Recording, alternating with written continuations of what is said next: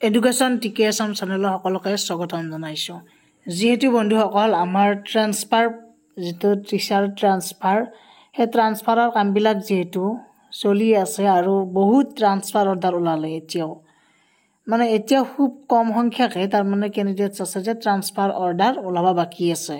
মই জনাত মই দেখাই শুনাই মই যিমানবাৰ দেখিলোঁ প্ৰতিটো ডিষ্ট্ৰিক্ট প্ৰতিখন ব্লকত যিমানে মই গৈছোঁ তাত এইকেইদিন মানে ৰিলিজ লোৱা আৰু জইনিং কৰা মানে কেণ্ডিডেটছে মই দেখা পাই আছোঁ।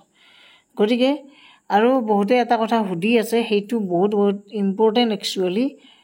এই যে আমাৰ ট্ৰান্সফাৰ অৰ্ডাৰবিলাক ওলোৱাৰ পিছত মানে বহুতে ট্ৰান্সফাৰ অৰ্ডাৰ ওলোৱাৰ পিছত কি হয়, তেওঁলোকে তাৰমানে জইন নকৰাকৈ থাকে বা কিবা প্ৰব্লেমত জইন নকৰে, মিউচুৱেল হওক বা ছিংগল হওক। চ' ইয়াৰ কথা মই ক'ব বিচাৰিছোঁ। একচুৱেলি ইয়াতে আপোনালোকৰ যদি ছিংগল ট্ৰান্সফাৰ অৰ্ডাৰ পায়, এতিয়া তেওঁলোকে মানে কম্পালচৰি জইন কৰিব লাগিব নে নালাগে? একচুৱেলি কম্পালচৰি মানে নহয়, মানে তেওঁলোকে কিছুমানে গমেই নাপায় ছিংগল ট্ৰান্সফাৰ অৰ্ডাৰ ওলায় কিন্তু তেওঁলোকে জইন নকৰে, তেওঁলোকে গমেই নাপায় কিছুমান মানে মই দেখিছোঁ এনেকুৱাকৈ।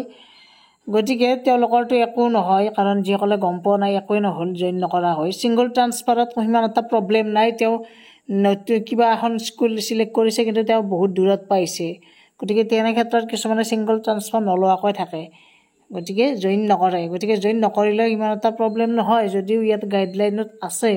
চ' মানে 10 দিনৰ ভিতৰত কি কৰে মানে জইন ল'ব দিয়ে যদি তেওঁলোকে ইচ্ছা কৰে 10 দিনৰ ভিতৰত, আৰু 10 দিন যোৱাৰ পিছত এই যিখন ট্ৰান্সফাৰ অৰ্ডাৰ আছে এইখিনি মানে ভেলিডিটি যোৱাৰ নিচিনা হয়।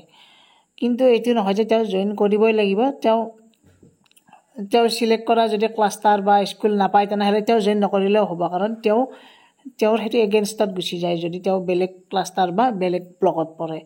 আৰু যিসকল মিউচুৱেল ট্ৰান্সফাৰ কৰে, মিউচুৱেল ট্ৰান্সফাৰৰ ক্ষেত্ৰত কিন্তু কম্পালচৰি, আৰু মিউচুৱেল ট্ৰান্সফাৰৰ ক্ষেত্ৰত কম্পালচৰি বুলি এইকাৰণে কৈছোঁ, মিউচুৱেল ট্ৰান্সফাৰত ইজনে সিজনক কমপ্লেইন দিয়াৰ চান্স থাকে। তেওঁৰ মানে পাৰ্টনাৰজনে যদি টিচাৰ 1 বা টিচাৰ 2, টিচাৰ 1এ যদি জইন নকৰে টিচাৰ 2এ কমপ্লেইন দিব পাৰিব, তেওঁৰ এইটো ৰাইটছ আছে।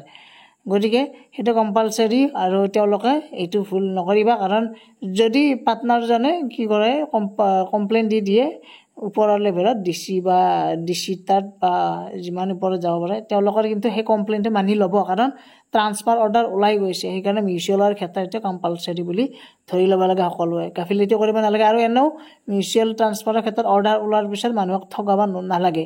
কিন্তু ছিংগল ট্ৰান্সফাৰৰ ক্ষেত্ৰত সেইটো নিজে যিহেতু এপ্লাই কৰে, কিছুমানে নিজে চিলেক্ট কৰা ব্লক বা তেওঁলোকে ডিষ্ট্ৰিক্ট ব্লকত নাপায় বা ক্লাষ্টাৰত নাপায়, গতিকে তেওঁলোকে সেইটো স্কিপ কৰিব পাৰে, তেওঁলোকে নল'বও পাৰে যদি তেনেকুৱাকৈ নিজে মানে যিখন চিলেক্ট কৰিছে তাত নাপালে। গতিকে ইয়াত ইমান প্ৰব্লেম নাই। গতিকে ভিডিঅ'টো এইখিনি আছিল, অকলে শ্বেয়াৰ কৰি দিয়ক আৰু ছাবস্ক্ৰাইব কৰি বেল আইকনটো প্ৰেছ কৰি ৰাখক, আগন্তুক বিভিন্ন নটিফিকেশ্যনবোৰ পাই থাকিব। ছাবস্ক্ৰাইব কৰি বেল আইকনটো প্ৰেছ কৰি থাকিলে